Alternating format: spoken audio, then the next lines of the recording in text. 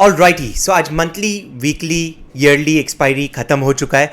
अब कल के दिन पे क्या आज की तरह वॉलेटिलिटी रहने वाली है निफ्टी बैंक निफ्टी में दोनों में, कि एक ट्रेंडिंग मूव मिलने की उम्मीद हो सकता है। कल मंथली कैंडल क्लोज भी है, डिस्कस करेंगे सब पॉइंट्स डिटेल में एंड कौन से लेवल्स पे बाइंग या सेलिंग के लिए देखना है। ओके, सो निफ्टी का क्लोजिंग मिला है 21,778 पे, जहां पे ओपनिंग हुआ है वहां के आसपास में थोड़ा ही पॉजिटिव क्लोजिंग दिया है।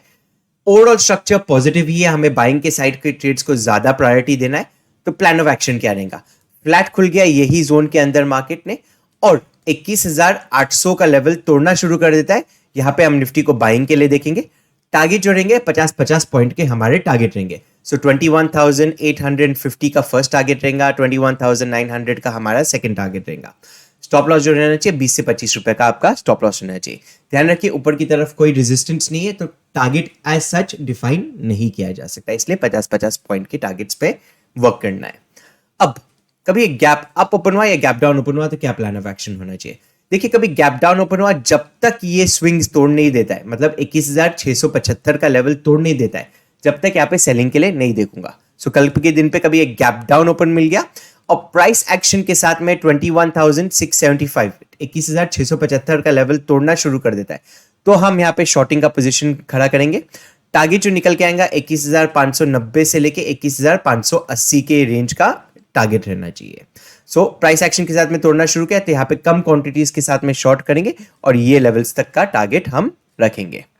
अब कभी एक गैप अप ओपन हुआ तो क्या प्लान रहना चाहिए? कभी एक गैप अप ओपन हुआ तो यहाँ पे एक रिवर्सल वाला ट्रेड प्लान करेंगे, बट कंडीशन ये है कि गैप अप ओपन हुआ एंड तुरंत सेलिंग आना चाहिए। गैप अप ओपन होकर एक नेगेटिव रेड कैंडल बन गया, कैंडल लो के नीचे शॉर्ट करेंगे, 20-25 रुपए का स्टॉप लॉस रखेंगे। टारगेट जो रहना चाहिए वो 21,800 का टारगेट रहेगा। तो आज का जो स्विंग हाई है उसका टारगेट रहने वाला है। तो देखते हैं बैंक निफ्टी को किस तरह से ट्रेड किया जा सकता है।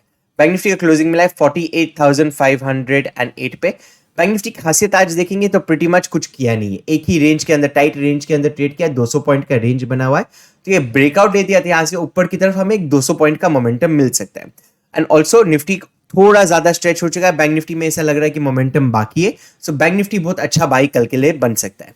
शर्त यह है कि फ्लैट खुल गया मार्केट एंड 48,590 48,600 ये जोन तोड़ना शुरू कर देता है, तो यहां पे बैंक निफ्टी में एक बाइंग का ट्रेड बना सकते हैं। टारगेट हमारा 200 पॉइंट करेगा। स्टॉप लॉस 60 से 70 रुपए का आपका स्टॉप लॉस होना चाहिए। तो फर्स्ट टारगेट निकल के आएगा 48,800 के आसपास का, सेकंड टारगेट रहेगा 49,000 के लेवल्स के, प्लस माइनस 50-60 पॉइंट्स के प्लस माइनस पे वो रहने वाला है। 49,000 राउंड लेवल हो जाता है तो यहाँ पे वॉलिटिलिटी मिलने की उम्मीद हो सकती है। अब कभी एक गैप अप ओपन मिल जाए या गैप डाउन ओपन मिल जाए, देखिए कल के दिन पे कभी एक गैप डाउन ओपन मिल गया तो 48,400 का लेवल तोड़ दिया मार्केट ने, तो ही हम शॉर्ट्स के लिए यहाँ पे प्लान कर सकते हैं। बट यहाँ पे प्राइस एक्शन के साथ में तोड़ना चाहिए तो ही हम शॉर्ट करेंगे। तो गैप डाउन मिला, प्राइस एक्शन बनाना शुरू किया, तो यहाँ पे शॉर्ट का पोजीशन बनाएंगे। 48,300 का फर्स्ट टारगेट, 48,190 का जो जोन रहने वाला है वो हमारा सेकंड टारगेट रहने वाला है।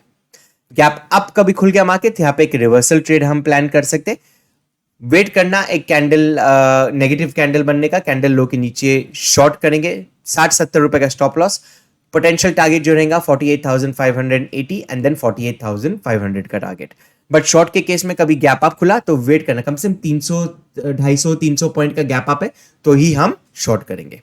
शॉर्ट के पोजीशंस में, लॉन्ग के पोजीशंस में दोनों ही क्वांटिटीज को कम रखना।